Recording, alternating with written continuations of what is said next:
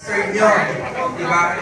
Kasi, ang sabi nga po, bakit, tinatanong po kami, bakit meron naman sa OSCA, meron naman sa DSWD ng mga records, pero mas pinili po ng komisyon na magkaroon po sila ng sariling datos. Opo, kasi gusto po namin na, yun, maraming salamat si Kita, Encarnacion at may history na sila. So, malaking tulong po sa commission po ang pag-register ninyo. Bakit po?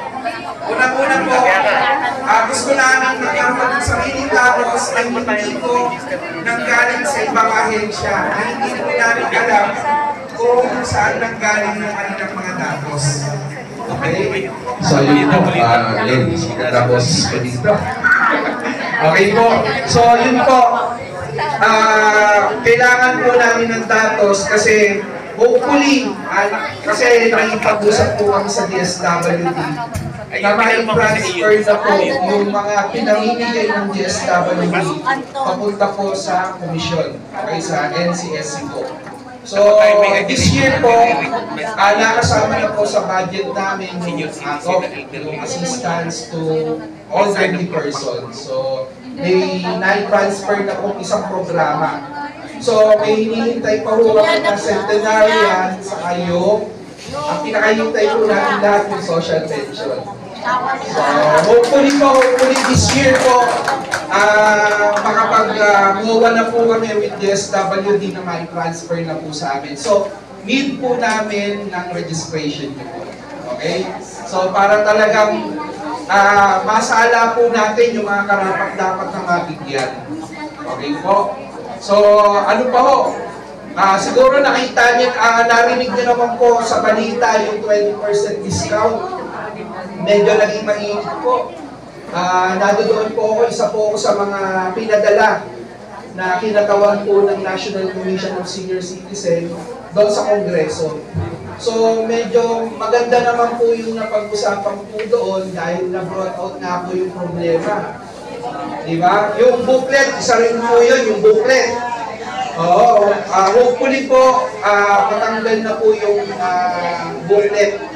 And then, ayoko lang kasi i-preempt eh. Pero di ba, alam niyo po na yung basic and prime commodities, ilang percent? 5%. So, parang sa kailan po ang threshold per week? Alam niyo po? Hindi niyo po alam, that is 1,300 pesos po per week. Ang threshold po, yung mati-discount na po is 1,300 pesos sa halaga po doon. Ngayon, yung 5%. Pero ngayon po, medyo maganda-ganda po yung ganita naman po dahil agree naman po yung mga congressmen po natin na medyo taasan na po kasi 2010 pa po yata huling na yung 5% yung threshold is 1,300. So ngayon tataasan po. Hopefully this year din po makagawa po ang DTI at ibang ahensya ng polisiya or guidelines para po sa pagtaas po ng prime commodities po natin. Saka yung listahan po, nakikipag-coordinate po kami sa DOH, FDA, para medyo may maisama pong mga gamot o mga ibang grocery items. Kasi di ba limitado lang po yung grocery items natin.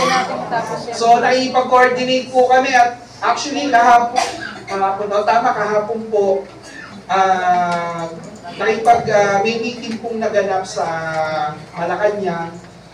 Yung mga different agencies po na nakatutok po sa senior citizen, katulad po ng DOH, DILG, DTI, na doon po, NCDA, yung National Commission on Disability Affairs, saka kami rin po, BIR, na doon rin po.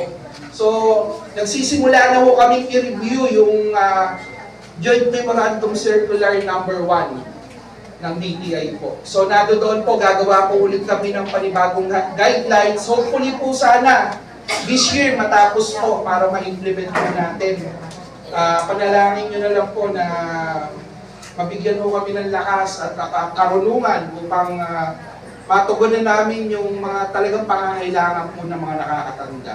Sabi ko nga po, pangunguna po ng aming chairman at CEO at yung mga commissioner po namin. Wala pong sawa at napakasipag po talaga. Sabi ko nga po sa inyo kung ako hindi ko nga alam kung paano sila nakakatagal ng gano'n dahil wala akong Sabado at Linggo po sa amin. Kasi may biruan nga po sa opisina. Monday to Friday po yung pasok namin, pero yung mga invitation po ng mga senior citizens organization ay Sabado o Linggo. So, pag nasa opisina po kami ng Monday to Friday, nasa labas naman po kami ng opisina namin para tugunan naman po yung mga invitasyon. Opo, matulad po ito. Pero para po sa inyo, wala po kaming sawang maglilingkod po. Maraming salamat po.